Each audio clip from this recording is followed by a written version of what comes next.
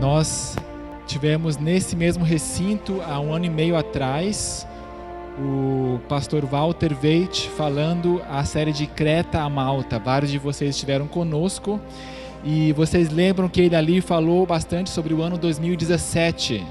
E é por isso que no vídeo promocional desse congresso eu comecei com a abertura falando 2017 chegou. E vamos ver que tem um simbolismo especial.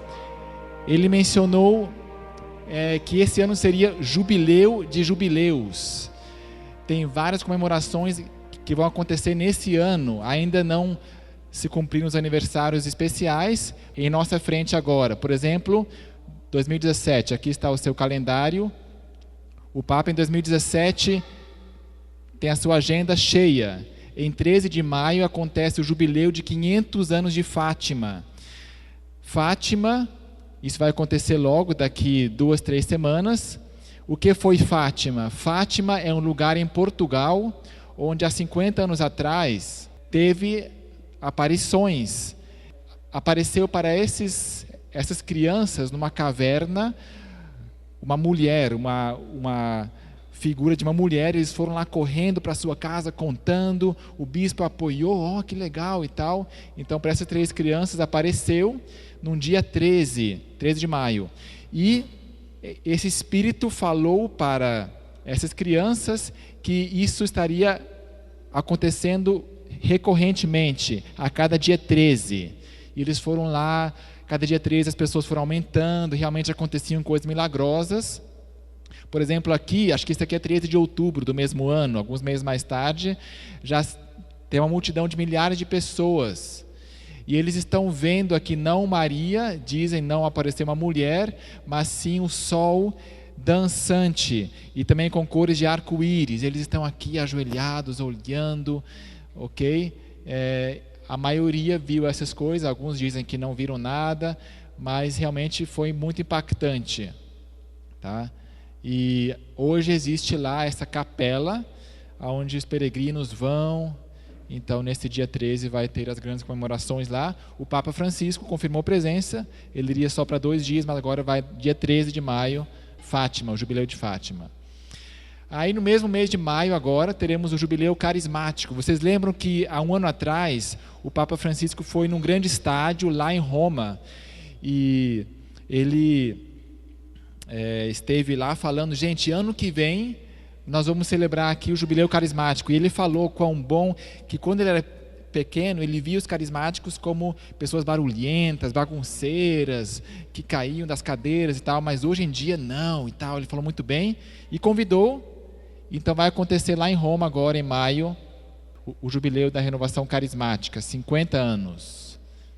Isso vai ser na Itália mesmo, ali em Roma. Só um parênteses aqui. Vocês sabem que em agosto de 2014 o Papa Francisco falou que somente teria 2 a 3 anos de vida. Quantos se lembram disso?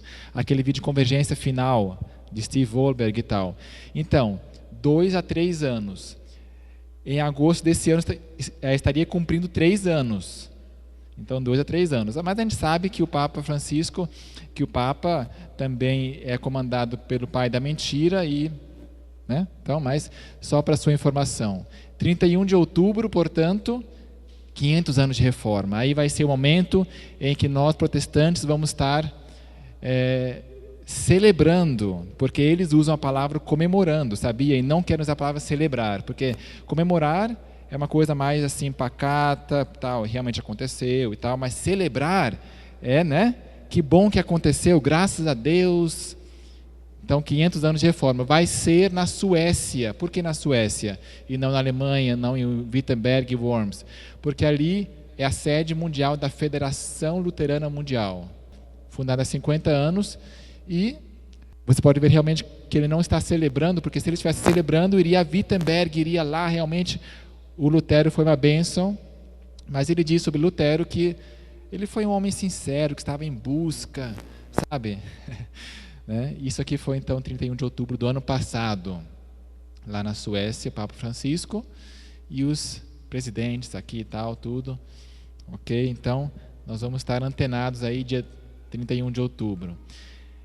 Em outubro também, supostamente o Papa viria aqui para o Brasil, quando ele veio aqui em 2013, ele falou que eu quero voltar porque vai ser também 300 anos da Fátima, Nossa Senhora Aparecida. Então ele viria, falou que quer vir, mas ano passado ele cancelou, e aqui está uma nota do Santuário Nacional aqui em Aparecida falando que ele não pode vir nesse ano. E a Aparecida tem viajado bastante, aqui é peregrina, inclusive foi lá em Capitólio também, no lago, com barquinho, eu vi no jornal. E 300 anos da nossa. A gente gosta tanto da nossa, né? A gente fala tanto, nossa, virgem, ou a abreviação de virgem é o quê? Ou só, né? Está tão impregnado em nossa cultura. 300 anos, será que é de bênçãos? Então aqui está, herdeiros da reforma. Vamos mergulhar um pouco, deixar o Papa para lá, assim como fez Lutero, né? E vamos agora mergulhar um pouco na história da reforma. O que aconteceu, por que nós vibramos com a reforma. A Ellen White dedicou o seu clássico, O Grande Conflito, e vários capítulos aqui aos pioneiros. John Wycliffe, essa Bíblia é para o governo do povo, pelo povo e para o povo. Ele foi a estrela da manhã da reforma lá na Inglaterra, fez a tradução da Bíblia, olha só, 1300, era numa época em que não existia Bíblia impressa ainda, portanto não foi tão divulgada, mas para os poucos aqui e ali, para quem podia compartilhar uma Bíblia manuscrita, foi uma grande bênção, tá? Depois, sim, veio Tyndale, lá na Inglaterra também, quando já existia a imprensa, e aí se divulgou muito mais. Apesar de terem as autoridades inglesas guardado seus portos com a mais estrita vigilância, a palavra de Deus foi de várias maneiras secretamente levada para Londres, e ali circulou por todo o país. Aqui está a imagem dele contrabandeando Bíblias impressas, porque lá na Inglaterra ele não podia imprimir. Mas ele trouxe lá de longe, era contra a lei. Nós devemos observar as leis, os copyrights, os direitos autorais, mas quando se trata da Bíblia, é a palavra de Deus, é outra coisa, isso aí deve ser divulgado. Nós não podemos ficar falando, não, direito, não pode, isso aí tem a permissão, não tem, sabe? Ele foi contra as leis do país e contrabandeou para lá, e Ellen White mostrou que foi aprovado por Deus, ela elogiou e mostrou. Tá? Em muitos países entrou dessa forma clandestina. Aí um amigo de Tyndale, aqui eu achei conveniente mostrar a imagem aqui, Cranmer, Ellen White também menciona ele como uma turma de amigos lá de Tyndale e apoiadores. A Boêmia é um país que já não existe mais atualmente nos mapas, mas fica ali na região da Tchecoslováquia, tá, da República Tcheca, e ali, aqui nós vemos a imagem de John Huss.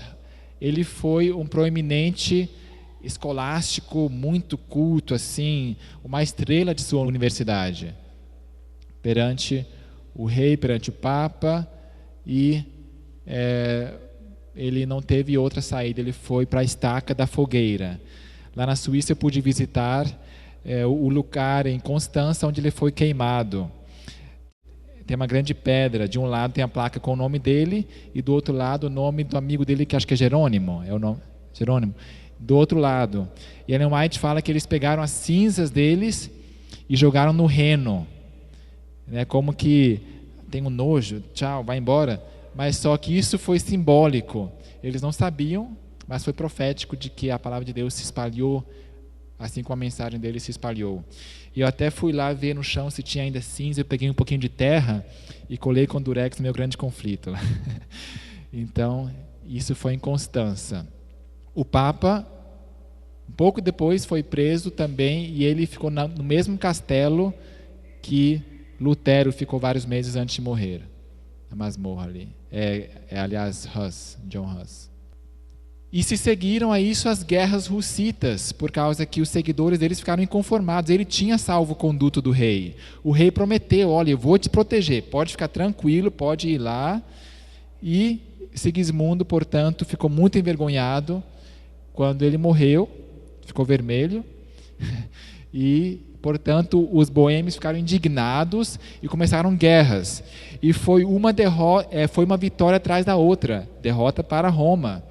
E Roma chamou mais exércitos, falou, gente, agora tem bênção tal, tem aquelas bênçãos lá, como é que se chama? Indulgências, você vai ganhar tantos anos no purgatório, venham cá, vamos trabalhar, se você morrer vai para o céu. E nada, derrota. É o Senhor quem vai lutar por nós, não é verdade? Nesta peleja não tereis que pelejar, é uma promessa. E eles então foram avante, e Deus que lutou por eles. Eles não tiveram que ir lá pessoalmente, mas Deus deu um terror em cima dos inimigos, ficaram com medo, alguma coisa estranha aconteceu, sabe? Como em tempos bíblicos mesmo, várias vezes. E, infelizmente, a história não termina aí. Satanás, então, teve estratégia, amizade, diplomacia. Olha, condições de paz. Oh, paz não é bom? Jesus não falou assim, mantende a paz com todos os homens, se possível for. Oh, legal, então, quais são as condições? As condições que os hussitas pedem são livre isso, livre aquilo, temos a liberdade disso, daquilo. Ok, Roma falou, aprovamos. Só que o direito de interpretar é nosso. Uma das cláusulas lá, né? Escrita bem pequenininho. E então, o resultado não deu outra, foi que o povo hussita lá da Boêmia, de Praga, se dividiu. Uns concordaram com essa harmonização, outros não, essa harmonia dos homens, então se dividiam entre eles e pronto, é isso que Satanás queria, né? Então, vamos abrir a Bíblia rapidamente num cenário bíblico parecido, que nós temos aqui em Neemias 6, verso 2. Esse texto me tem inspirado bastante nos últimos meses, porque aqui está Neemias. Ele não teve nenhum chamado sobrenatural, ele não foi um profeta assim, eu te chamo agora, eu te escolhi. Não, ele viu a necessidade e agiu. Ele foi um homem para o seu tempo. E aqui está Sambalate, Tobias, eles têm tudo a ver com Samaria ali. Você vai ver numa certa altura que o exército de Samaria está lá também junto, ou seja, eram do povo de Deus. Samaria não foi para o cativeiro, mas eram adventistas, eram judeus lá. Vem, encontremos-nos nas aldeias no Vale de Ono. Queriam conversar, queriam diplomacia, já que não dá para fazer violência, porque Neemias tinha a bênção lá do rei da Pérsia. Vamos conversar, a gente vai se entender, diálogo, amizade. Mas qual que é a interpretação que o Espírito Santo dá para a frase deles? Porém tentavam fazer-me mal. E o que Neemias respondeu a esse apelo? Estou fazendo uma grande obra, de modo que não poderei descer. Ele simplesmente se recusou a dialogar, a ter esse encontro com eles, no vale. Já é uma dica assim, no vale. Os filhos de Deus geralmente moram nas montanhas, lá em Gênesis você vê. Uma grande obra, de modo que não poderei descer. Tá? Aqui nós temos então essa equipe de Sambalate, Tobias e tal.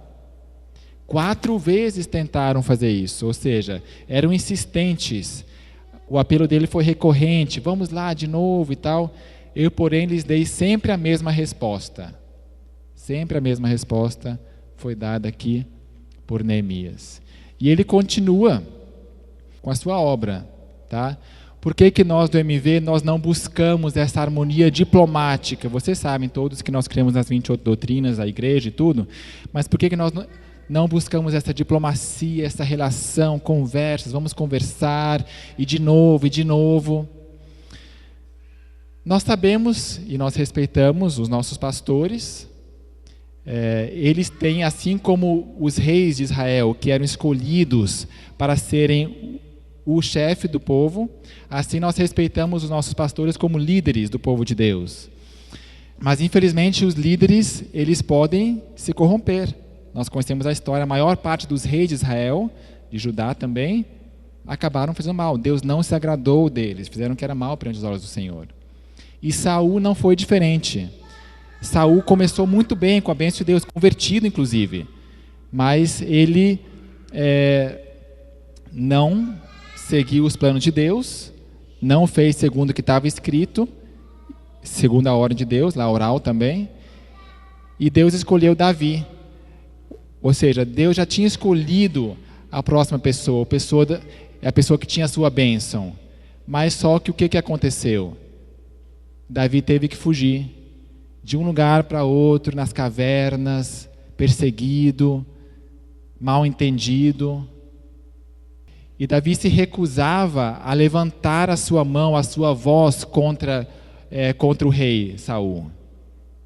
Ele prometeu que não vai fazer mal para ele, não, jamais. E tinha pessoas lá que incitavam ele para isso, tá? Então, da mesma forma, nós não podemos erguer a nossa voz contra o sistema, falar e tal, contra os erros, mas somente contra os erros, não contra as pessoas, contra o sistema. Vamos fundar aqui uma nova organização, tá? Respeitar. Davi se recusou. Portanto, nós temos que ter esse equilíbrio entre chamar o pecado pelo seu nome e, ao mesmo tempo, respeitar a liderança que Deus instituiu. Tá? Davi respeitava aqui. E é interessante ver que Jonathan, ele era filho do rei, fazia parte da realeza, porém ele se simpatizava com Davi. E eu tenho certeza que nós temos muitos pastores em nossa obra que no seu coração estão vibrando com a verdade presente, que se alimentam disso, mas que veem que a sua circunstância ainda não é propícia. Assim como Jonathan queria ir lá com Davi, mas afinal de contas deixou Davi ir. Se abraçaram, choraram juntos, então se despediram. Jonathan teve que ter também diplomacia com respeito à questão de não falar abertamente. Vocês lembram que no episódio do arco e flecha, se a flecha for para lá, além, então Davi tem que fugir. Se a flecha for para quem? Quer dizer que é um sinal que Davi pode voltar para o... Né? E Davi estava lá escutando. O flecheiro, a flecha foi para além. E aí Davi, então lá de longe Davi escutou, então quer dizer que eu vou ter que fugir mesmo, tchau. Então, Jonathan mesmo aí tentou falar assim, nas entrelinhas, e então Jonathan é um bom sinal de que são pastores sinceros. Por que Davi tinha convicção de que Saul lhe tentava fazer mal também? Porque por 2 vezes, vocês lembram, Saul fez o quê? Aquela flecha lá, Ellen White diz que foi um anjo que desviou aquela flecha. Então, ele tinha convicção já 2 vezes ali, e realmente é repetido e tudo mais, ok? Então, da mesma forma, nós, como Davi, respeitou o rei, ok, ele é o rei e tal, mas não ficou lá entretendo conversa com ele, vamos ver se a gente se entende e tal. Da mesma forma, nós também do MV convivemos com a igreja e tal, mas nós não temos essa diplomacia, nós não consultamos ele sobre que tema seria bom fazer ou não, porque sabemos que isso somente vai dar no mal, porque a verdade presente nunca está com os grandes defensores, com as instituições, com os grandes. Tá? Ela sempre vai avançando assim pelos meandros, e nós vamos ver isso agora mais na reforma, isso se tornou muito claro. E mais um último aqui, só para terminar esse assunto, esse parênteses, uma outra tática do inimigo também é esta de Neemias. 4 vezes chamar, vamos lá, vamos conversar, e de novo, até 70 vezes tem que ir lá e tal. Ou seja, isso vai enfraquecendo o nosso corpo, as nossas capacidades psicológicas, emocionais. Pessoas pegam doença de autoimune, doença de Crohn. Eu mesmo peguei herpes, lembra, Mauro, ali? Quando nós fomos assinar o contrato da Árvore da Vida, eu estava com herpes aqui pipocado todo, por causa dessa tensão de aprovação, e fala mal daqui, e não pode aqui, barram ali, sabe? Então, nós temos que nos salvaguardar também, assim como Davi fugiu, né? Fugiu, esteve lá, e teve as suas pessoas, continuando reconhecendo o sistema, não fundou o seu reino, o seu próprio reino e assim por diante, tá? Mas voltemos aqui para a reforma. Nós conhecemos o seguinte, nós temos um assunto da Santa Ceia. De onde que vem a nossa Santa Ceia atual? Quem que descobriu? Redescobriu depois da Idade Escura? A Igreja Católica ensinava a transubstanciação. Na missa lá, quando ele ergue aquele pãozinho redondo no sol, esse é o corpo de Cristo, vamos comer pela fé, mesmo que você não sinta o sabor de sangue, é sangue, pela fé, vai lá. E a consubstanciação foi a versão de Lutero. Essencialmente é a mesma coisa, tem algumas diferenças, mas é meio caminho andado só. Foi Zwinglio e Melanchthon, o amigo de Lutero, né? E os puritanos que tiveram então a concepção, o reconhecimento de que não, que são meros símbolos, o pão e o vinho. Portanto, Jesus falou, comei, tomai dele todas as vezes em memória de mim. Ele não falou oferecer em memória de mim, né, como se fosse um sacrifício lá, que ele quebra o corpo de Cristo e tal. E até tinha uma certa intriga entre Zwinglio e Lutero, sabiam? Zwinglio lá em Zurique e Lutero lá em Wittenberg, porque Zwinglio e seus adeptos falavam, Lutero, o pessoal lá é carnívoro, eles comem o corpo de Cristo e tal. E os de Wittenberg falavam, o pessoal de Zurique lá, eles não sabem ler, porque está escrito, esse é o meu corpo. Entendeu? Então houve um certo atrito aqui entre eles, mas a Igreja Adventista abraçou Zwinglio. Entendeu? Lutero, o grande Lutero, ele não reconheceu isso nesse momento. Porém, uma coisa que não é nada falada, nada reconhecida na mídia assim, maior, é de que Lutero, no final de sua vida, reconheceu que realmente não era a consubstanciação a versão correta. No vídeo de Creta Malta, de Walter Weitsch, aqui nesse lugar ele falou o seguinte, ele mostrou esse slide. Lutero revogou a sua opinião que ele tinha antigamente sobre a consubstanciação, ok? Então esse livro chamado Conversas à Mesa, Walter Weitsch explicou a história, como é que ele foi descoberto, e teve muita perseguição, e ele está sendo agora traduzido para o português. Um amigo aqui, estudante, está traduzindo aqui nesse site, você vai estar vendo nos próximos meses, já tem alguns capítulos aqui dele traduzido, mas ele falou que vai estar continuando nos próximos meses essa tradução. Não sei se esse trecho já foi. E nós temos aqui Lutero no desenho de vidro. Os reformadores magisteriais, esse termo vem de magistério, que é como se fosse uma boa relação com o Estado. Tipo assim, lá na Suíça e também na Alemanha, a igreja luterana e reformada, eles têm um grande vínculo com o Estado. Inclusive, Zwinglio tem uma estátua lá em Zurique, que eu fui lá visitar, e tem uma grande espada na mão e uma Bíblia na outra. Isso mostra muito bem a simbiose entre igreja e Estado. E não era bem liberdade religiosa, que isso vai ver, o Protágoras vai falar sobre Rogério Williams, que viria mais tarde, essa liberdade total, separação de igreja e Estado. Então, esses reformadores até então, todos eles eram agostinianos. O que quer dizer isso? Eles criam, como Santo Agostinho, na Idade Média lá, de que a pessoa nasce com o pecado original, já nasce pecador, já nasce com o pecado em si, como se fosse um vírus. Tá? E por mais que mudem de nome, essa doutrina muitas vezes prevalece em nosso meio, é difícil de arrancar, porque veio no catolicismo essa noção, é uma coisa muito básica, o pecado em nós, né? E usam sempre aquele verso, aquele Salmo 51 que diz, em pecado me concebeu minha mãe e tal, né? Mas quem que está com pecado? O bebê ou a mãe, no caso, né? E quando alguém fala assim, na Suíça me concebeu minha mãe, a Suíça está em mim ou eu estou na Suíça? Né? Eu estou na Suíça, não a Suíça está em mim. Então esse verso, os judeus têm esse verso bíblico, esse salmo, por milênios, e não é por isso que tem a doutrina do pecado original. Tá? Enfim, eles todos eram agostinianos. Nós vamos ver então também amanhã com Protágoras, que foi com Wesley que isso vai cair por terra, essa questão. Ele rompeu, e a santificação e assim por diante. Calvino era ainda mais agostiniano nesse sentido. Em Genebra, ele era francês, fugiu para Genebra, que era um porto seguro ali, Suíça. Desde então já tem sido mais neutra, assim, mais protege, né, respeita essa liberdade religiosa. E lá ele começou com as crianças, ele e Farrell trabalhando.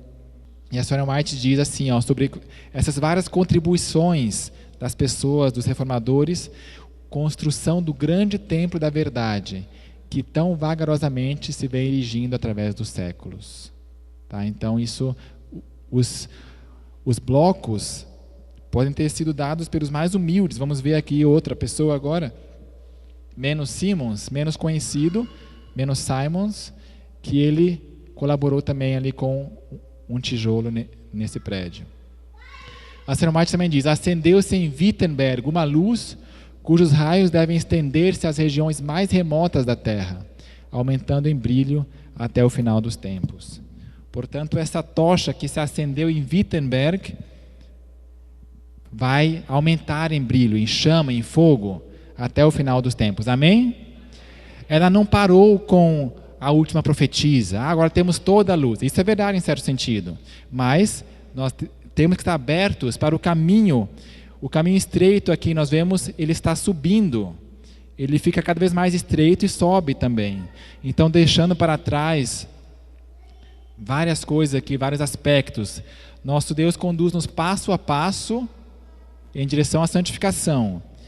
Se Deus vê que uma coisa é muito querida a nós e tal, isso vai nos impedir, vai nos atrapalhar de entrar por esse caminho estreito, Ele nos mostra com a convicção do Espírito Santo: olha isso aqui, deixa isso ali, a gente vai subindo, tá? Por isso que é importante ter essa conexão pessoal com Deus. Essa luz acendeu-se há 500 anos atrás. A Sônia White diz assim, sobre a reforma, 500 anos de reforma. O que é reforma, essa palavra? Tem que ocorrer um reavivamento e reforma sob o ministério do Espírito Santo. Reavivamento e reforma são duas coisas diferentes. Reavivamento significa renovação da vida espiritual, uma vivificação das faculdades do espírito e do coração, um ressurgimento da morte espiritual. Ok, essencial, importantíssimo, fundamental. Reforma significa reorganização, mudança de ideias e teorias, hábitos e práticas. Vai do mais abstrato para o mais prático, para o mais concreto. Mudança de ideias e teorias, hábitos e práticas, finalmente. A reforma não produzirá os bons frutos da justiça, a menos que esteja ligada a um reavivamento do espírito. Reavivamento e reforma devem fazer a obra que lhes é designada. E para fazerem esta obra, têm de se unir. Lembra aquela antiga frase: não, tem que ser primeiro o reavivamento, depois a reforma. E nunca passava para a reforma, lembra?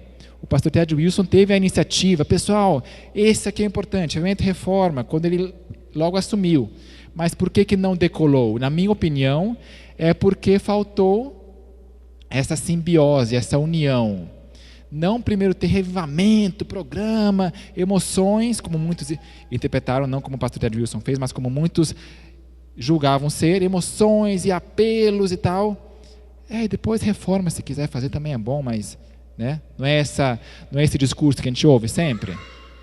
Mas não, tem que se unir. Revivamento e reforma juntos. A reforma, por exemplo, de alimentação, um exemplo clássico, vai nos dar uma mente mais clara para ter um reavivamento melhor, mais profundo, mais sincero, entendeu? Então uma coisa alimenta a outra, tem que ir de mãos dadas, são dois pés. A Sônia White, no livro Fé e Obras, diz que são como dois remos. Se eu ficar só sempre remando o remo da fé e graça de um lado, eu nunca vou avançar. Vou ficar aqui, e quem não avança retrocede. Reforma, portanto, nós vemos a importância, e o Congresso MV tem enfatizado bastante isso e sido acusado de legalista, de obras, por causa que falta esse segundo remo. Muitas vezes a ênfase está unilateral. Agora então chegou o momento, porque aqui cravou o momento dos 500 anos de reforma. É por causa desse momento que Lutero, ele já tinha cravado 90 teses alguns meses antes, não em outubro, sobre um certo assunto, e 95 teses sobre outro assunto e tal. Até então não causou muito alarde. Mas sabe o que fez com que fosse assim, estourasse a bomba? Não foi as 95 teses em si, no momento que ele cravou em latim, inclusive. foi a tradução e foi a imprensa de Gutenberg, que aí sim se tornou amplamente acessível. A Reforma é uma filha da imprensa. Estava estudando lá na Alemanha, Heidelberg, eu fui lá em museu também ver realmente os tipos ali. Então isso causou impacto quando ele foi lá na igreja de Wittenberg, né, lá no castelo, onde vai estar celebrando esse ano os 500 anos de Reforma, e ele foi lá e cravou. Alguns duvidam que tinha pessoas lá e tudo, mas Ellen White diz explicitamente que ele foi lá pessoalmente bater as 95 teses. Eu pude achar essas teses em português, e eu vou cravar nesse momento, simbolizando o momento em que Lutero cravou as 95 teses lá na igreja do castelo. Ok? Nós temos aqui essa versão impressa em português, assim como Lutero queria que todo mundo pudesse ler, ele foi lá cravar e foi traduzido à língua do povo. Tá? Die 95 Thesen Martin Luthers, 1517.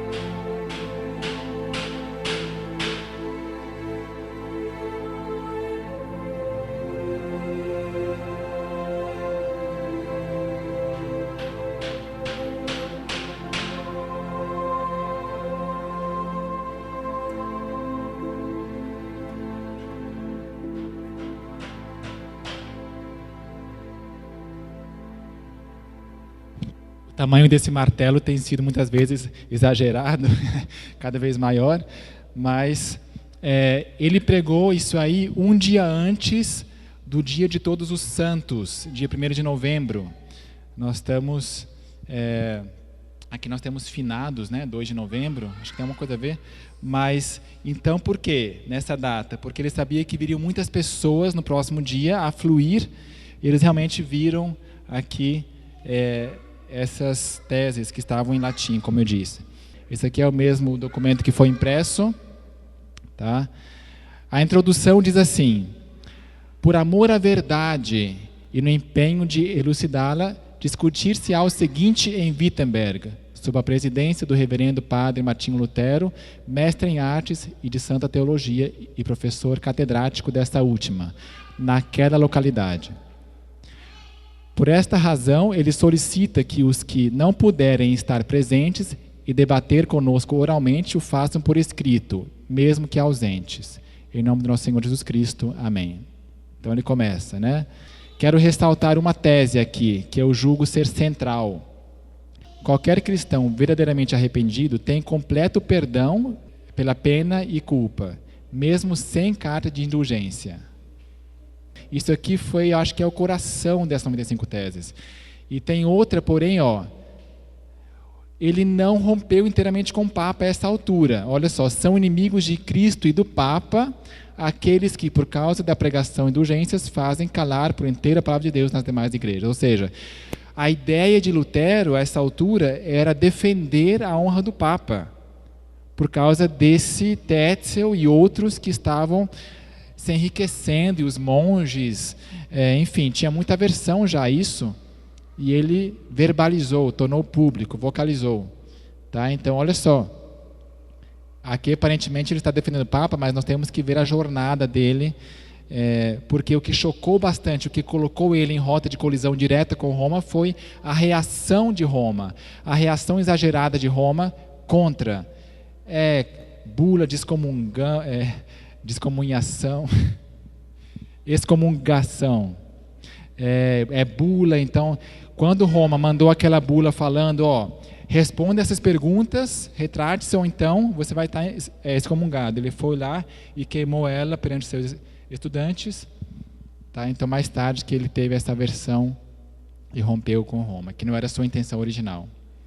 A Ellen White diz assim, Há necessidade hoje da voz de severa repreensão, pois graves pecados têm separado de Deus o povo. A infidelidade está depressa tornando-se moda. Não queremos que este reine sobre nós. É a linguagem de milhares. Os sermões macios, gostosos, tão frequentemente pregados, não deixam impressão duradoura.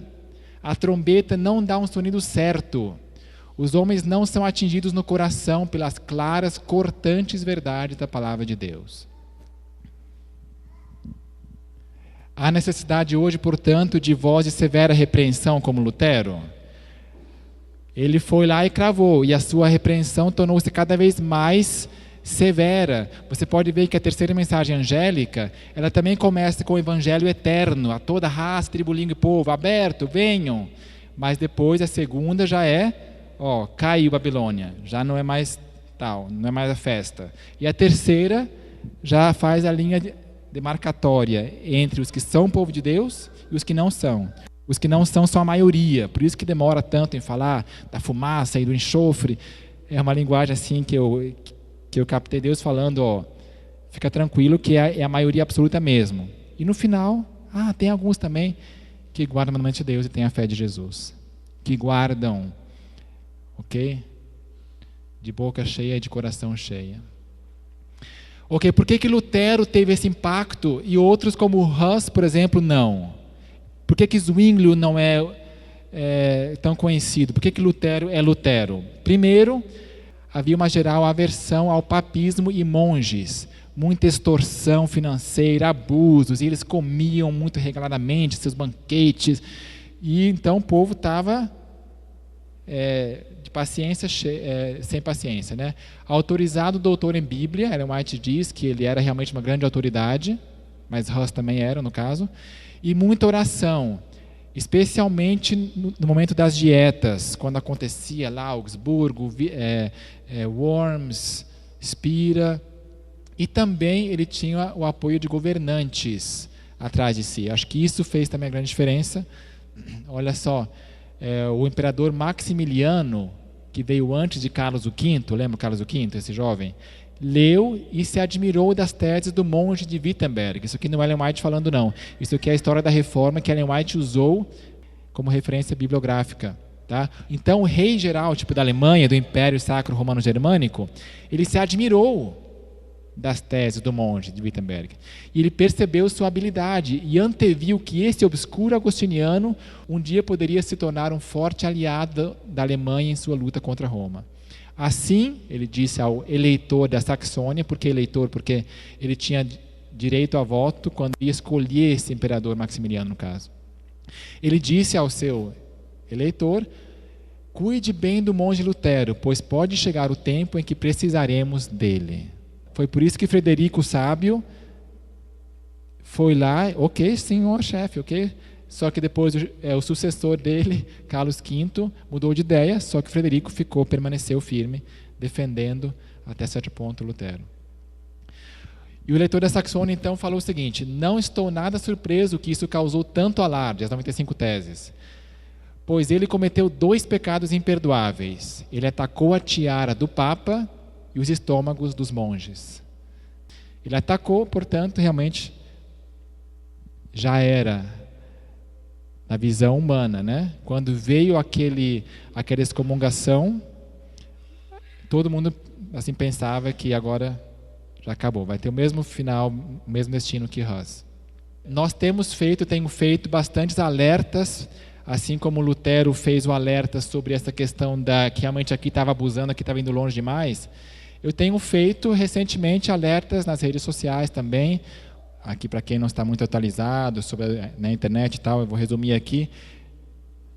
Infelizmente, nós temos um grande líder de liberdade religiosa da Conferência Geral, que foi lá nesse dia 31 que eu mostrei junto, e depois teve reuniões lá, e foi a Roma, apertou a mão do Papa, tudo sob a premissa de unidade cristã. Inclusive fez um artigo na Adventist World sobre a questão da unidade, que devemos ser unidos, em vez de ecumenismo, que está queimada essa palavra. Então é unidade, só que com as outras religiões, com Babilônia e suas filhas. Então eu fiz esse alerta aqui, abaixo assinado, tá? Sobre o filme O Resgate, recentemente, eu mostrei o texto de Ellen White, uma simples citação. É incrível ver o poder da palavra de Deus. Aparece a imagem de uma balança. De um lado a palavra de Deus e do outro todos os documentos, decretos e autoridades tentando abaixar a balança, mas não consegue. Então eu mostrei um texto e amanhã vamos ter um seminário inteiro. Por que que Deus rejeita e proíbe qualquer tipo de apresentação teatral na obra? Não só na igreja, mas em nossa obra. E o filme é um teatro, só que filmado, né? É um teatro lá. A pessoa está fingindo, e tem muitos motivos também, além do fato da proibição de Deus, né? Então eu fiz esse alerta, e agora a artilharia pesada está vindo defendendo. Não é bem assim. Ellen White, quando foi idosa, ela visitou um teatrinho lá de crianças e não condenou. E ela elogiou, assim, não o fato de ser teatro, mas elogiou a criancinha, acho que a neta dela estava lá. Então quer dizer que pode. Então pode, sabe? E outras racionalizações da clara palavra de Deus, tá? E primeiro Deus, sobre essa apostila aqui e outras questões de misticismo, eu vou falar amanhã no seminário. Então acesse esse site aqui do coaching, aqui tem um seminário da Operação Iceberg que vai ser amanhã com o nosso amigo Luiz Guilherme. Então, nós vamos ter ainda alguns alertas pela frente, mas eu busco me precaver do espírito de criticismo, do espírito de sempre achar alguma coisa que falar mal, entendeu? Nós temos que ter esse equilíbrio e tentar enxergar coisas boas, elogiar, incentivar, mas quando é necessário, realmente, o cachorro tem que latir quando aparece um perigo. Porque se eu vou na casa da pessoa e o cachorro está lá, com o rabinho balançando, eu falo, cachorro, você tem que latir. O teu dono quer que você o alerte se chegar alguém aqui. E não só fique nesse passar a mão e tal. Então, se um não faz, o outro tem que assumir essa tarefa, né? Porque, por exemplo, se houver um cabelo numa sopa de tomate, um cabelo de rato, pior ainda. Gente, pessoal, atenção! Essa sopa aqui está contaminada, por favor, não comam. A cozinheira vai pensar, você está falando mal de mim? Você está julgando as minhas intenções? Será que é isso que a pessoa que alertou queria? Falar mal da pessoa, da cozinheira, é isso? Claro que não. Eu estou alertando para que as pessoas não incorram nesse risco de comer o tomate com rato. Ou a carne com papelão, né? Mas felizmente você não come carne. Então eu estou alertando para o bem das pessoas. Não, tem que ser pessoalmente e tal. Enfim, vocês conhecem já que é necessário fazer repreensões públicas, muitas vezes, quando o pecado é público. Herdeiros da reforma. É uma tarefa nada fácil. Tá? Não foi nada prazenteiro para eles enfrentar a oposição de um mundo inteiro. E depois, então, que Lutero cravou as 95 teses, ele foi lá, teve uma conspiração. Quem cria nessa conspiração já era taxado também de dissidente. Mas realmente o rei estava assim por trás disso, que ele ficou aqui vários meses, aproveitou e já traduziu a Bíblia lá para o alemão, e eu fui visitar essa localidade. E, infelizmente, hoje, foi em 2004 que eu fui, tem uma tour lá, inclusive Bach também nasceu nessa cidade aqui, ao pé de Wartburg. Aqui, hoje em dia, ou então quando eu fui, tem uma celebração de uma certa santa do catolicismo, como que para ofuscar Lutero. Muitas vezes já não tinham mais a turnê para o quarto de Lutero. Eu percebia claramente que eles tentavam falar bem da santa, lá não sei do quê, e o quartinho de Lutero ficava em segundo plano. Isso é sistemático lá, um alemão adventista falou para mim. Porém, ele não aguentou ficar muito tempo nesse castelo. Ele teve que sair porque lá fora estava o pessoal se desviando. E desviando para quê? Para o fanatismo. Pessoas que falavam que a letra mata, porém o espírito vivifica. Então, não Bíblia, não tanto escrito. Nós temos que ir mais além, temos que ir adiante. Com a aparência de também, temos que subir mais alto. Agora o Espírito Santo vai falar diretamente para mim. Os seus sentidos, né? Já escutaram isso? Fanatismo. Então, ele foi lá e falou, não, gente, não é assim, nós temos que respeitar as autoridades, nada de bagunça, de quebrar e tudo mais. Porém, um documentário alemão que eu assisti sobre isso, me preparando para esse sermão, distorce falando que aqui era tipo assim, era uma revolta popular e Lutero pisou com o pé o povo nesse momento, mas ele queria ficar com a elite, entendeu? Então nós vemos como realmente se distorce muito. A senhora White fala que era fanatismo e que foi bom que ele saiu de Wartburg para apagar esse falso excitamento. Depois veio Münzer, mais alguns anos mais tarde, pior ainda, que fez grande estrago também. Muitos morreram nas guerras feudais, nas guerras dos fazendeiros, né, de Bauernkriege. Hoje nós também temos perigo de cair nessa tentação do fanatismo, de descobertas todo absorventes. E, gente, eu descobri, olha, comparando aqui, eu recebi no WhatsApp aqui nesse grupo, olha que legal. Já viram essa? Por exemplo, nós temos pessoas, a Terra plana, olha, gente, isso aí revolucionou minha vida, e só fala disso para as pessoas. E agora você pode mencionar o nome de Deus com essa palavra hebraica, e só agora, gente, agora já assina com o nome já modificado. Ou, por exemplo, na questão do sábado, também várias pessoas vão a extremos, falando que não pode usar eletricidade no sábado, porque alguém está trabalhando lá na CEMIG, lá na empresa, então, portanto, eu deveria não ter eletricidade para que não seja cúmplice. Se você for seguir esse raciocínio, também não vai poder usar água encanada, vai ter que ir para o banheiro lá no mato. E já restaurante, por exemplo, é diferente, porque a pessoa vai te servir pessoalmente lá, entendeu? Você vai estar sendo cúmplice sim, mas na eletricidade, na água, a pessoa vai trabalhar de qualquer forma, não vai alterar. Nós sabemos que o mundo inteiro está no mal, ou seja, não vai chegar um momento em que todo mundo vai parar de trabalhar, enfim. Tá? Então nós temos que ter cuidado. A senhora White também adverte bastante contra extremos também na alimentação.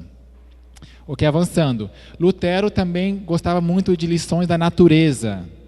Lições da natureza. Um exemplo aqui, ó. O cupim tem um focinho com o qual escava-se através da madeira. Assim o Senhor Jesus Cristo, à vista, é desprezível como um verme, mas ele tem uma força com a qual vence o pecado, a morte, a lei, o diabo e o inferno. Amém? Vitória sobre o pecado? Então Jesus Cristo parece desprezível, né? Era desprezado, porém, como cupim.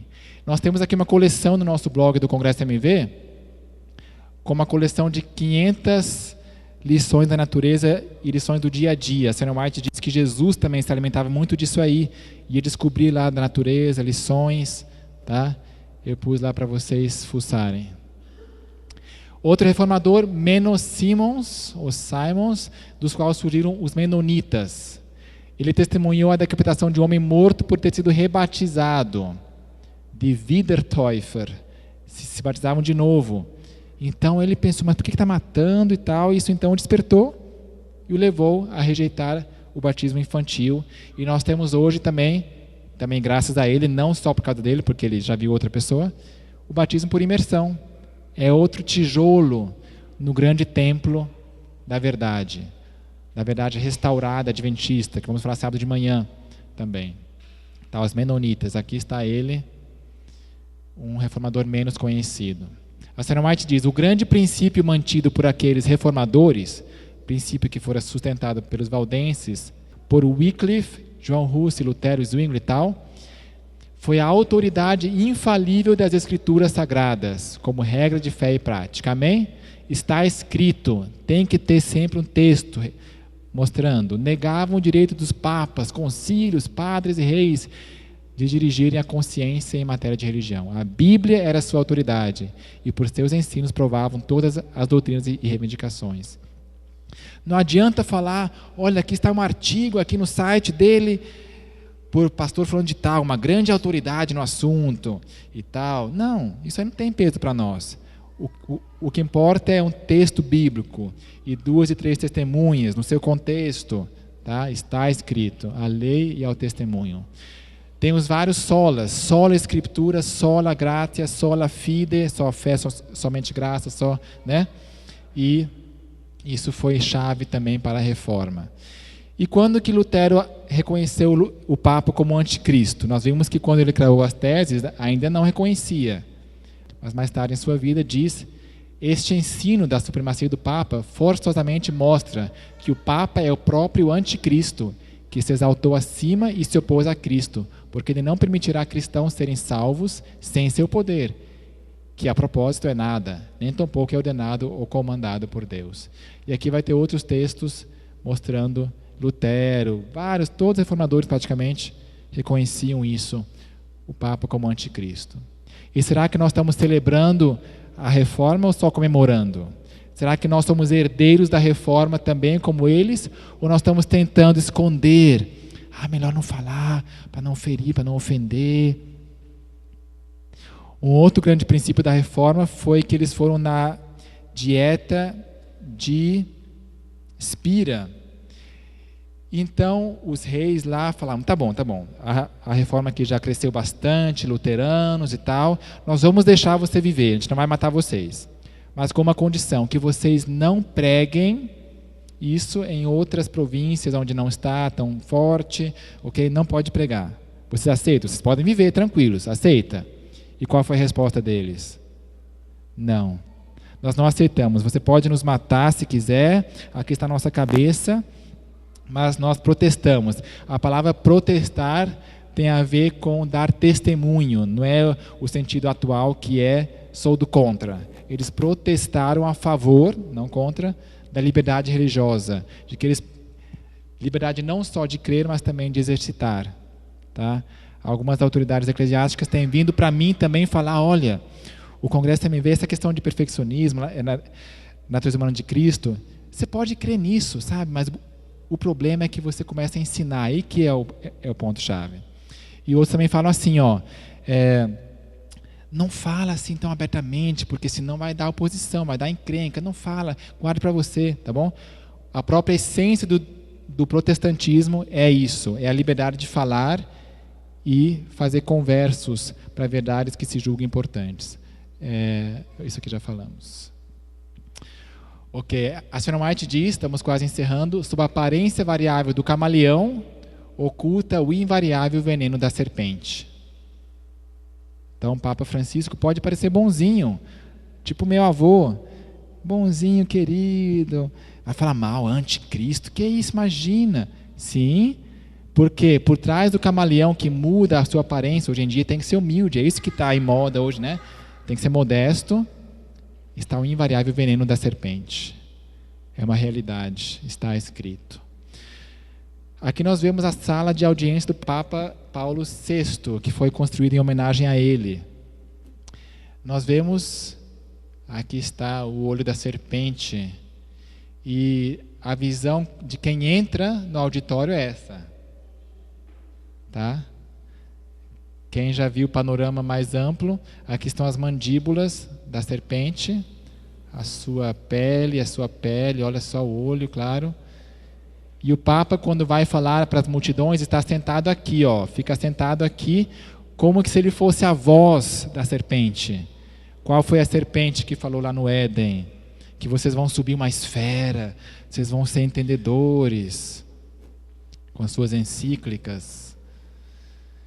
E por fora, essa é a aparência. Também por fora, não é coincidência. Portanto, olha, não parece uma cabeça de uma cobra aqui? Né? Nós temos aqui, quando ele fala da plataforma, a visão é essa. Como se eles já estivessem devorados dentro da cobra e aqui dentro do corpo da cobra, né? E aqui indo lá para o seu estômago. E aqui nós temos atrás a estátua que foi feita supostamente mostrando Jesus. A explicação oficial é que está Jesus aqui subindo de uma explosão vulcânica, de uma bomba atômica, aliás. Mas se você olhar bem, olha só, esse Jesus vem de baixo ou vem de cima, a propósito? E essa imagem está bem diferente de todas as imagens que a própria Igreja Católica tem demonstrado sobre Jesus. Então, realmente é muito sinistra essa estátua. E outra pessoa fez a observação que isso aqui parece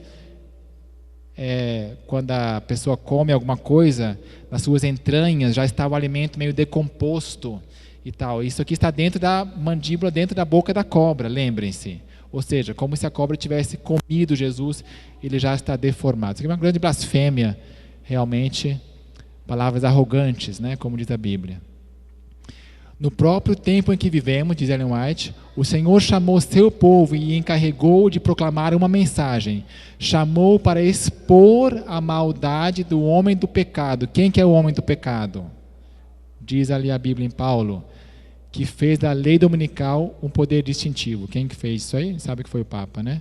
Que tem cuidado em mudar os tempos e a lei, em oprimir o povo de Deus, né? Então nós temos que fazer isso também, por mais cruel que pareça, vai falar mal. Imagina, ele é tão bonzinho, Roma mudou, já escutou essa? Roma mudou, já não é mais a mesma. Tadinhos, ele pede perdão, perdoa ele lá pelas suas barbáries da Idade Média. Sob a aparência variável do camaleão, esconde o invariável veneno da serpente. Por fim, a imagem desse mural, que eu quase coloquei essa imagem aqui, mostra Lutero queimando em forma de protesto público. Se fosse ver pelos padrões de hoje, também nada diplomático, né? Nada contato aparentemente, mas ele foi lá e queimou a bula em que o Papa estava ameaçando excomungar ele.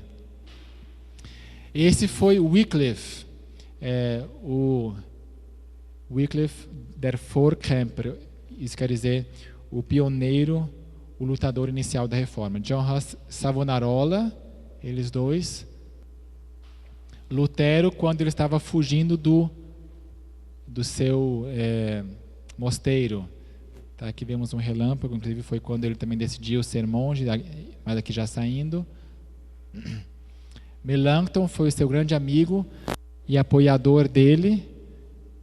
Lutero dando uma santa ceia para as pessoas. Lembre-se que quando ele era jovem aqui, Lutero, possivelmente ele ainda cresce na consubstanciação. Eles bebiam dessa forma. Essa estátua está em Worms, onde Lutero, quando ele fez aquela dieta lá e falou que Deus me ajude, nisso creio, amém, e aí acabou.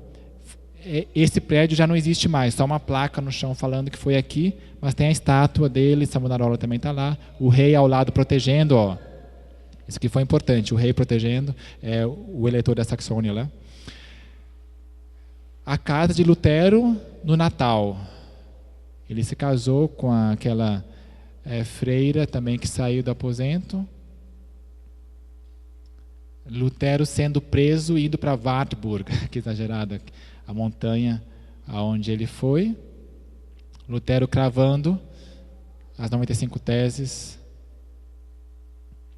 E aqui em Worms, perante o rei, deixando ali o seu testemunho. Perante Eck, isso aqui foi uma disputa em, não fala que lugar, mas se não me engano foi Augsburgo, perante Eck, o representante católico. A morte de Lutero, Lutero em sua cama funerária, morrendo aqui. O lema, a palavra de Deus permanece para sempre, amém. E aqui, um castelo forte é nosso Deus. Nós temos esse hino em nosso inário. Tá? Ele estava, quando estava indo para uma certa dieta, mas que não podia transpassar um limite por causa da questão do salvo-conduto, uma coisa assim, mas ele enviou seus representantes. Foi nessa ida, quando estava com medo, que ele compôs esse hino. Um castelo forte é nosso Deus, não temos que temer, mas importa obedecer a Deus do que aos homens. Ok, queridos? Então, essa foi a reforma, o princípio da reforma. Essa é a letra original. Vamos cantar nesse momento em alemão, só essa estrofe, e depois em português. Um castelo forte é nosso Deus.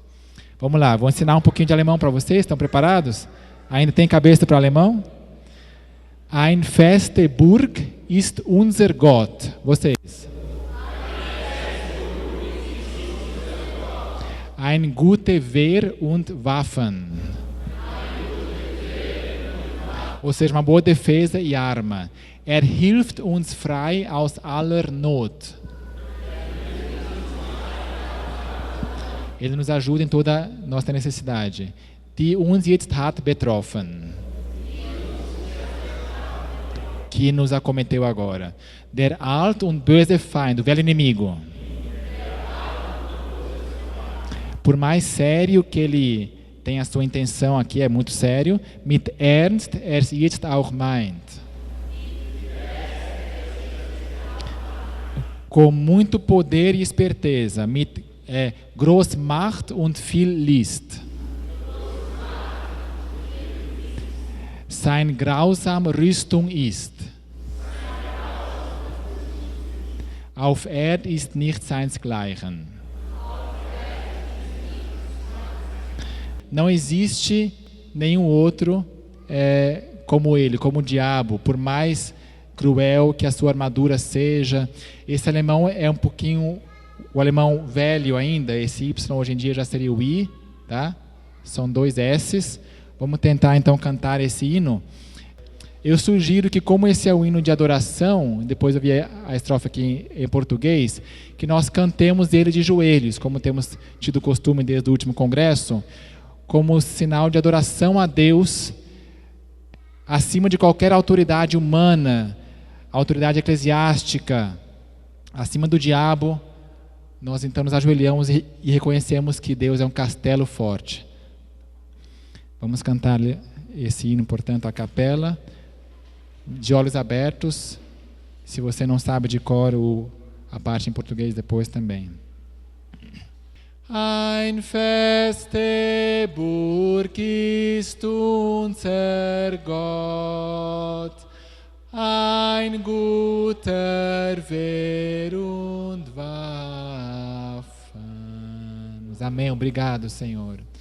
O grande acusador dos servos do Senhor já condenado está, vencido cairá. Amém. Por uma palavra só. Por uma só palavra. Amém, Senhor. Nós queremos que esse cântico realmente expresse nosso coração, nossos sentimentos, a Tua soberania, que Tu sejas soberano cada vez mais em nossa vida. Queremos render para trás desse caminho estreito o que falta deixar para trás. Cada um aqui sabe no seu coração o que é necessário deixar, aquilo lá que é gostoso, que nós ainda gostamos de fazer de vez em quando, que escapa aquele costume. O Espírito Santo está nos convencendo nesse momento.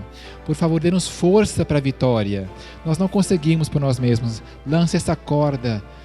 E, Senhor, nesse congresso vamos relembrar a vitória Tua na reforma, que nos trouxestes luz. A luz inundou as trevas da Idade Média, trouxe nesse novo mundo a luz. Nós somos frutos, nós podemos conhecer a Ti através dessa reforma.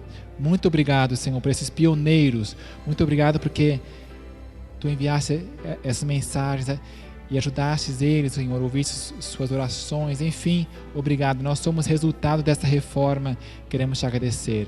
Acompanhe esse congresso, que seja uma grande bênção, que os anjos maus sejam afastados, que o Espírito Santo tenha vitória em tudo, Senhor. Decisões a serem tomadas, corações a serem rendidos. Senhor, confiamos em Ti. Derrama o Teu Espírito Santo sobre aqui. Cada congresso, cada encontro desses é uma grande oportunidade para a chuva ser hoje cair. Mostre-nos aonde estamos falhando ainda, que ainda não cai essa chuva. Senhor, somos Teu povo, membros da Igreja Adventista Sétimo Dia, e se não é no livro, é no coração. Portanto, queremos pedir que Tu honres, Senhor, a igreja que Tu escolhestes, esse meio. Nós somos representantes deles. Queremos pedir perdão também pelos abusos que vêm sendo cometidos, assim como Tetzel, o vendedor de indulgências, também tem tido abuso em nossa igreja. Queremos interceder, estar na brecha, pedir perdão, interceder. Perdoe-nos, Senhor, assim como Moisés, que temos cada vez mais esse espírito de sacrifício próprio, que não eu se exalte, mas sim que a Tua obra avance, a Tua causa. Muito obrigado, Senhor. Nos rendemos a Ti, que temos uma boa noite agora de descanso, que façamos novas amizades que nos ajudem a irmos para o céu nesse caminho estreito. Em nome de Jesus. Amém.